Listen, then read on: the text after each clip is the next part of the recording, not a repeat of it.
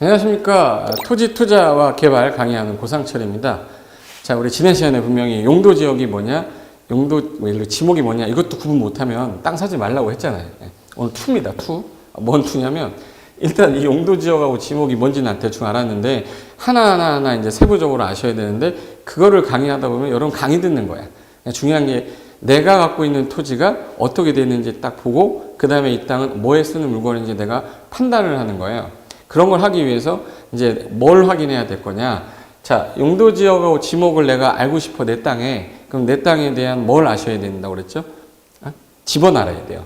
그래서 용도 지역 어떻게 확인합니까? 라고 이제 질문이 왔어요. 그러면 용도 지역이 아까 지난 시간에 제가 21개가 있는데, 도시지역 같은 경우는 뭐 주거지역, 상업지역, 공업지역, 녹지지역 이렇게 나눠진다고 그랬잖아요.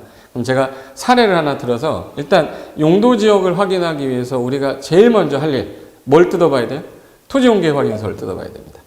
토지용계 확인서라는 거는 국가가, 정부가 이 토지는 이렇게 쓰세요라고 이용을 이렇게 하라는 거를 계획을 다 짜놨기 때문에 내 땅은 그럼 어떻게 이용할 겁니까? 라고 해서 옛날에 제가 예전에 2000년도에 땅 뭐 매입하거나 이럴 때는 뭐 컨설팅 하거나 할 때는 직접 구청에 들어가서 집원을 쓰고 제출하면 거기서 토지용계 확인서 관련된 규정을 도장 찍어서 이렇게 우리한테 다시 줬었어요.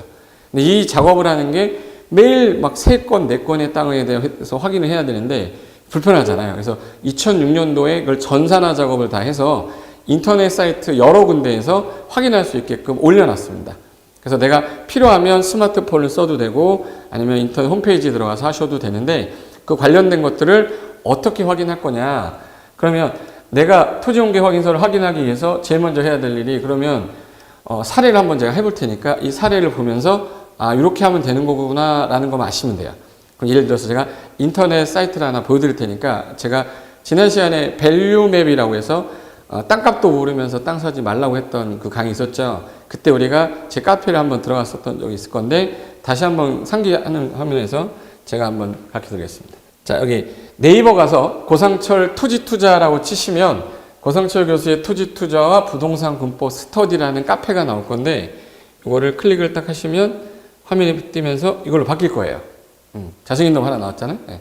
그러면 해당 지역, 여기 카페를 가입하라는 뜻이 아니라 제가 어떤 토지를 보기 위해서 제일 먼저 사이트를 여러 군데를 돌아다니는데 불편하더라고요, 이게. 그래서 제가 다 모아놨어요.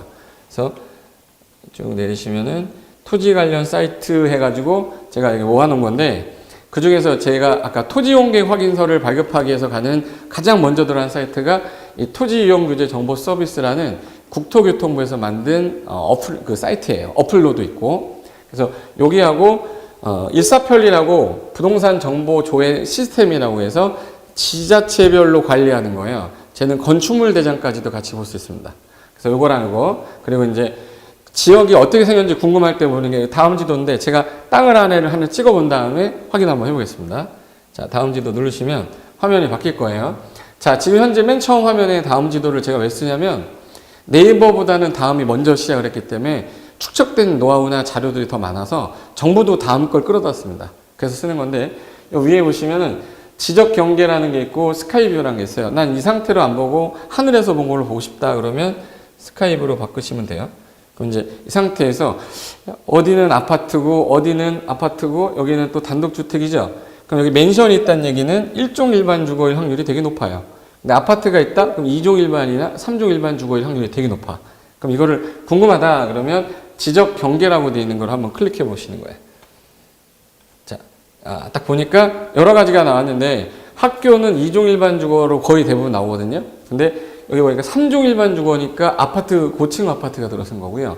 여기 2종 일반 주거는 얘보다 좀 낮은 거. 그럼 여기에 3종에 있는 아파트들하고요, 2종 일반 주거에 있는 아파트 보시면 높이 차이가 있을 거예요. 그래서 이거 지적 편집도를 지워버리겠습니다. 자, 여기 이쪽에 약간 옅은 색깔로 되어 있는 게 3종 일반 주거 지역이거든요. 그럼 여기는 만약에 아파트가 새로 지어서 올린 아파트인데 이걸 궁금하다 그러면 로드뷰라는 게 있어요. 로드뷰를 클릭해서 그래서 어떤 아파트인지 한번 볼게요. 자, 이쪽 동네 뒤쪽에 이제 아파트 서초현대 아파트라고 보이죠? 그럼 여기 아파트는 3종 일반 주거 지역이라 용적률이 250%를 적용받아서 더 줬을 거예요. 근데 저기 2종 일반 뒤쪽으로 가면 여기는 2종 일반 주거 지역이기 때문에 3종 아파트보다는 더 낮아요. 용적률이 낮기 때문에. 그래서 해당 지역이 2종이냐 3종이냐에 따라 토지 가치가 달라지는 거거든요. 근데 하나 땅을 볼 텐데 자, 여기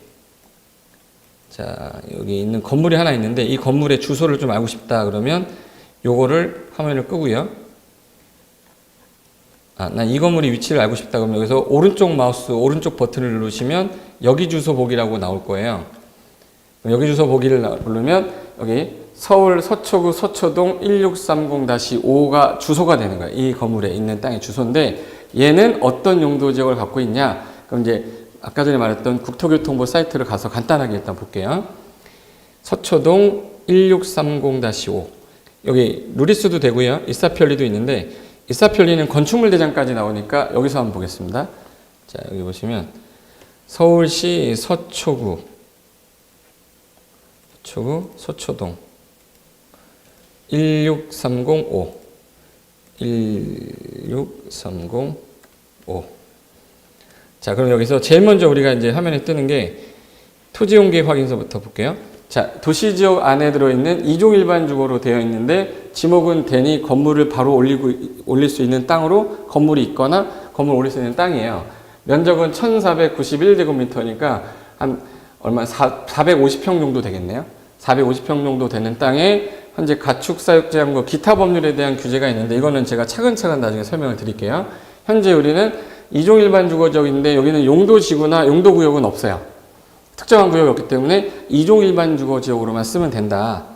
그래서 현재 이 토지가 동그라미 표시가 된 땅의 번지가 선이 그어져 있는 부분까지가 이 사람 땅인 거예요. 중간에 이 선은 뭐냐면 이 검은 색깔 상대보호구역이니까 학교가 저쪽에 있어서 상대보호구역 안에 들어가 있다는 뜻이에요.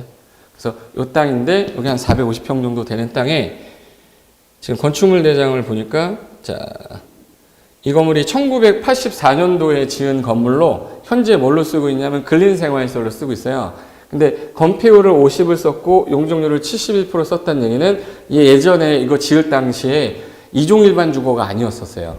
그럼 이거 지금 현재 이 상태에서 2종 일반 주거 건폐율이 60에 용적률이 얼마까지 나오냐면 잘 보세요. 60에 용적률이 200%까지 나와요. 그러면 지금 현재 이 10% 증축이 허용이 되고요.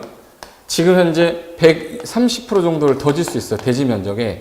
그럼 450평에다가 한 대략 500평을 더 쌀 수 있는 거야. 현재 있는 이 건물 위에 더 쌀 수 있는 게 500평 정도를 쌀 수 있는 건데 그러면 현재 84년도면은 몇 년이 된 거냐면 이제 34년 정도 됐잖아요.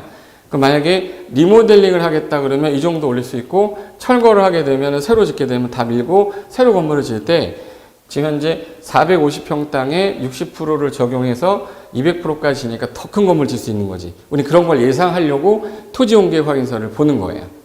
그래서 지금 현재 제가 보는 목적이 뭐다라는 걸 설명드리기 위해서 보는 거니까 앞으로 이런 사례를 제가 한 개를 잡아가지고 한 개 땅에다가 자 그럼 건물 짓 때 어떻게 짓는 게 가장 좋을까요는 제가 이제 이런 이론 설명을 해야 다음 시간에 구체적인 사례를 할 수 있기 때문에 토지용계 확인서를 한번 보자고 한 거예요.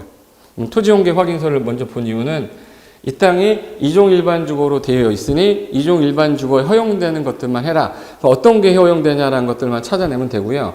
그 다음에 지을 때 현재 건축물이 있으면 건축물 대장도 봐야 되기 때문에 이 건축물 정보를 분석을 한 건데 84년도에 지은 거다 보니까 그 당시는 2종 일반 주거가 아니었을 가능성이 높다는 거예요.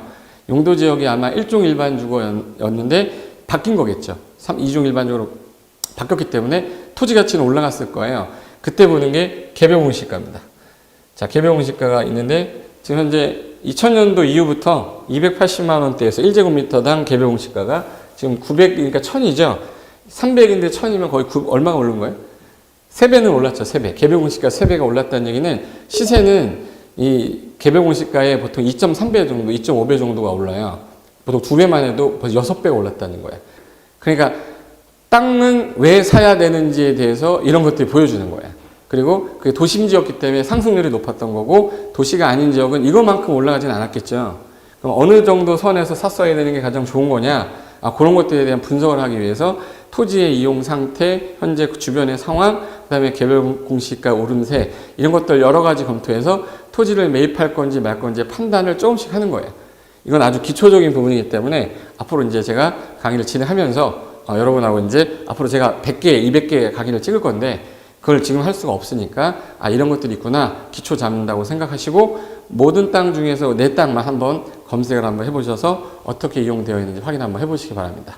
자, 그러면 제가 구체적인 사례는 다음 시간에 또 이어서 할 테니까 이번 시간 이걸로 마무리하고요. 궁금한 거 있으면 유튜브 밑에 댓글로 달아주시면 되고요. 궁금하면 또 구독이란 거 있잖아요. 구독 한번 딱 눌러주시면 이제 계속 제가 강의를 올릴 때마다 띵 하고 갈 겁니다. 그래서 한번 구독 눌러주시고 다음 시간에 또 뵙도록 하겠습니다. 자, 수고하셨습니다.